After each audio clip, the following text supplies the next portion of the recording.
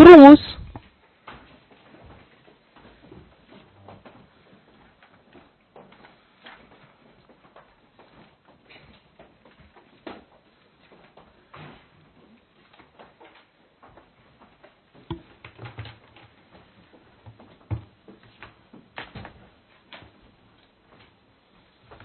Отырыңыздар.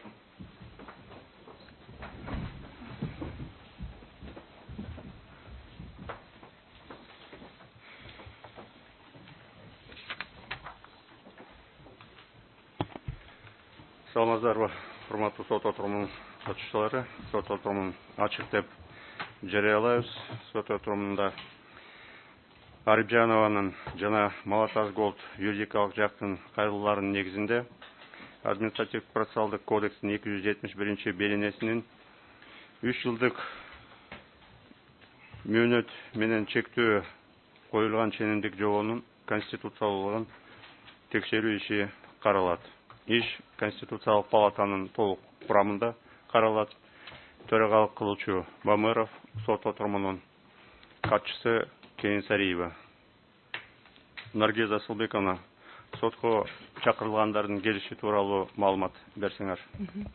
Бүгүнкү сот отурумуна кайрылуучу тараптан Арипжановдун өкүлү Каныбек Насаркулович Муратбаев. Өйдө тургула. Малаташ ЖЧКнын өкүлү Дилшот Рахимжанович Расулов. Жоопкер тараптан Кыргыз Республикасынын Жогорку Кеңешинин өкүлдөрү Алмазбек Тавалдиевич Молдобаев, Таламбек Рысбекович Рыспеков. Башка жактар Кыргыз Республикасынын президентинин аппаратынын өкүлү Медер Кенешевич Жусупов. Кыргыз Республикасынын Жогорку сотунун өкүлү Маргарита Насыркановна Сапиянова. Кыргыз Республикасынын юстиция министрлигинин өкүлү Аида Маратовна Курманбаева. Жеке тажрыйба кылуучу юрист, жарандык административдик укук боюнча адиси Азамат Рахимбердиевич Салиев. Жана Кыргыз Республикасынын Жогорку сотунун Конституциялык палатасынын аппаратынын улук консультанты Айдар Сүйүндүкович Олжобаев. Котормочу катары.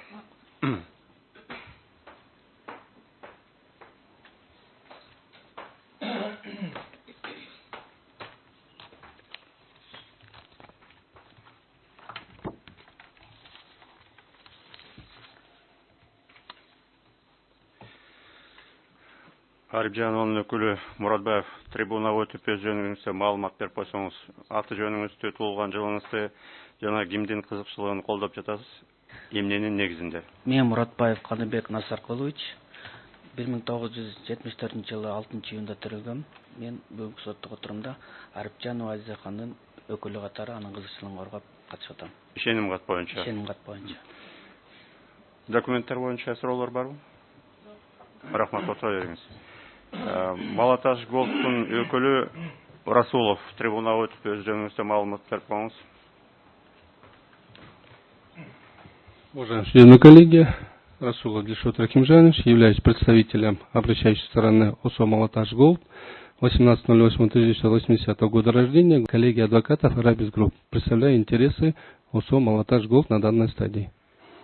Урматтуу судьялар, сот барбы, суроолор барбы? Документтер боюнча жокпу? Отура бериңиз. Да, отура бериңиз. Сот процессин ары улантуу үчүн Олжобаев Айдар Сүйүндүкович трибунага өз жөнүңүздө маалымат берип койсоңуз, себеби Расуловго которуп берүүгө туура келет.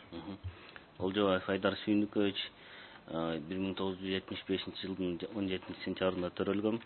Кыргыз мамлекеттик улуттук университетинин кыргыз филология факультетинин кыргыз тили адабияты боюнча окутуучу филолог деген адистигин алгам 96 жылы. Жогорку билимде. Урматтуу сот отурумунун катышуучулары, урматтуу судьялар, Олжобаев Айдар Сүйүндүковичтин билими боюнча филолог, бизде котормочу болуп иштейт. Ошон үчүн бүгүнкү сот процессинде котормочу болуп камсыз кылууга тартылып атат. Ошондуктан 42-чи биздин конституциялык мыйзамдын Конституциялык палата, Кыргыз Республикасынын Жогорку сотунун Конституциялык палатасы жөнүндө Конституциялык мыйзамдын 42-чи беренесинин 3-чү бөлүгүнүн 4-чү пунктуна ылайык Айдар Сүйүндүковичти эскертилет. Эгерде атайлап жалган которгон болсоңуз, жоопкерчиликке тартыласыз. Ошондуктан кыргызчадан орусчага Расуловго так которуп, эгерде башка сот процессине катышып тургандар орус тилин жакшы түшүнө албаган болсо, орус тилге да которуп берип турасыз. Билдетиңиз түшүнүктүүбү? Түшүнүктүү. Анда протоколго киргизип койгула, эскертилди деп. Отура бериңиз. Расуловго которуп берип койсоңуз. Мен түшүнөм, бирок изъяснять эткен азмат кыйынчылыктар бар. Кыргызча толугу менен түшүнөсүңөр. Түшүнөм. Баягы кыргызча сүйлөгөндө кыйналасыңар. Ошон ошол эле, да, мен котормочу керекпи негизи? Негизи керек, анча-мынча моменттери болсо мен кайрылам. Моменттер болсо которуп турат. Да. Бардыгын эмес. Да. Анда экинчи тарапка суроо берейин. Сиздер орусча тилди толугу менен түшүнөсүздөр да. Котормочу керекпи, кереги жокпу? Кереги жок. Бизде башка жак катары тартылган мамлекеттик органдын өкүлдөрү отурат. Силерге керекпи котормочу? Которун кереги жок, толугу менен түшүнөсүңөр, эки тилди тең, кыргызча, орусча. Рахмат. Анда Расулов, сиз кайра трибунага өтүңүзчү, сизге суроолор бар экен.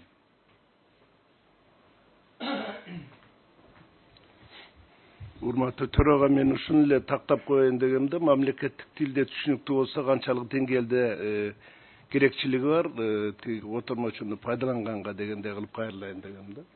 Көчөгүн тактаганда ошо котормочу мага керек болуп калат деген экен. Ошон үчүн биз азыр түшүнүктүү болду. Биз ошон үчүн өзүбүздүн котормочубузду ушул процесске котормочу катары тартып атабыз да. Рахмат, отура бериңиз. Дилшот Рахимжанович, сот процесси мамлекеттик тилде өтөт деп качан билдиңиз сиз?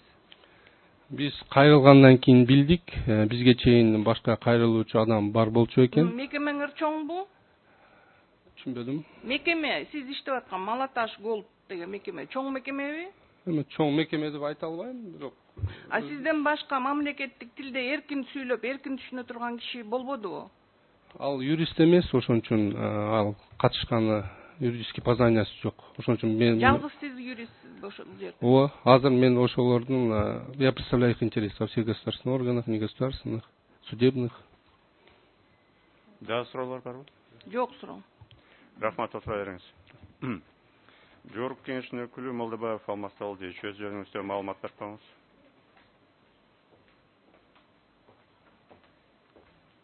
Саламатсыңарбы? Молдобаев Алмазбек Тавалдиевич 1970 Бишкек шаарында төрөлгөм. Кыргыз Республикасынын Жогорку кеңештин төрагасынын сеним каты менен Жогорку кеңештин кызыкчылыгын жактап атам. Суроолор барбы документтер боюнча? Рахмат, отура бериңиз. Экинчи өкүлү Рысбеков Талант Рысбекович, өз жөнүңүздө сотко маалымат берип коюңуз. Саламатсыңарбы? Рысбеков Талантбек Рысбекович, Жогорку кеңештин аппараттын юридикалык бөлүмүнүн эксперти. 24 январь 1981 жыл туулгам. Урматтуу коллегалар, барбы суроо? Отура бериңиз. Кыргыз Республикасынын президентинин аппараттын өкүлү Жусупов Медер Кеңешович, трибунага өтүп өз жөнүңүздө маалымат берип коюңуз.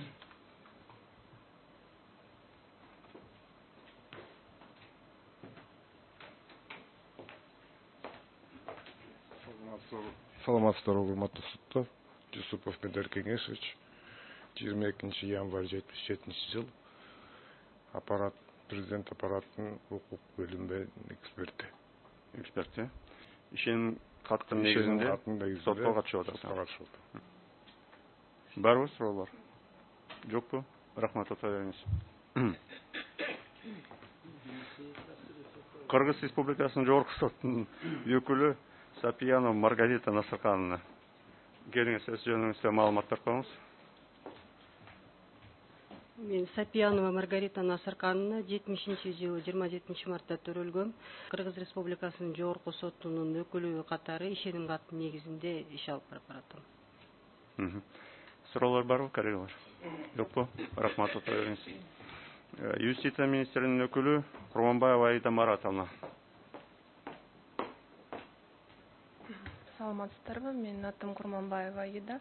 24 январь 1978 жылы төрөлгөм. Юстиция министрлигинин башкармалыгынын башчысы болуп иштейм. Рахмат. Суроолор жокпу? Отура бериңиз. Укук жаатында адис болуп иштеген Салиев Азамат Рахимбердиевич дагы башка жакка тартылган, өзүңүз жөнүндө маалымат берип коюңуз. Саламатсыңарбы, урматтуу Конституциялык палатанын мүчөлөрү, соттор, төрага. Мен Салиев Азамат Акимбердиевичмин. 81-жылы 12 июлда төрөлгөм. Кесибим жактоочу. Рахмат. Суроолор барбы? Жокпу? Рахмат. Отура бериңиз. Анда тараптар туруңуздар. Сиздерге укуктарыңыздар жана милдеттериңиздер. Только сторону. Тараптар. Укуктар жана милдеттер түшүндүрүлөт. Кыргыз Республикасынын Жогорку сотунун Конституциялык палатасы жөнүндө конституциялык мыйзамга ылайык сот отурумунун жүрүшүндө сиздерде төмөнкү укуктар бар. Далилдерди берүүгө, далилдерди иликтөөгө катышууга, процесстин жүрүшүндө келип чыккан бардык маселелер боюнча жүйөлөрдү жана пикирлерди билдирүүгө, корутунду сөз сүйлөөгө, өтүнүч билдирүүгө, судьяларга ооз-эки жана жазуу жүзүндө түшүнүктөрдү берүүгө, берилген сунуштамалар жана өтүнүчтөр боюнча өз пикириңерди айтууга. Кайрылуучу тарап өз талаптарынын негизин же предметтин өзгөртүүгө, алардын көлөмүн көбөйтүүгө же азайтууга, талаптардан баш тартууга укуктуу. Жоопкер тарап аларды толук же жарым жартылай моюнга алуу же аларга каршы пикирлерин билдирүүгө укуктуу. Өз укуктарыңыздарды ак ниеттүү пайдаланууга милдеттүүсүңөр. Сотко атайын жалган маалыматтарды берүү Конституциялык палатаны урматтабагандык катары бааланат жана мыйзам боюнча жоопкерчиликке алып келет. Ошондой эле Кыргыз Республикасынын Жогорку сотунун Конституциялык палатасы жөнүндө Конституциялык мыйзамынын 36-беренесине ылайык судьянын же судьялардын катышуусун алдырууну билдирүүгө укуктуусуңар. Урматтуу кайрылуучу тараптын өкүлдөрү, сиздерге укуктар жана милдеттер түшүнүктүүбү? Кандайдыр бир өтүнүчтөр же билдирүүлөр барбы? Жок. Рахмат, отура бериңиздер. Жогорку кеңештин өкүлдөрү, сиздерге укуктар жана милдеттер түшүнүктүүбү? Түшүнүктүү. Түшүнүктүү. Өтүнүчтөр же билдирүүлөр барбы? Жок. Рахмат, отура бериңиздер.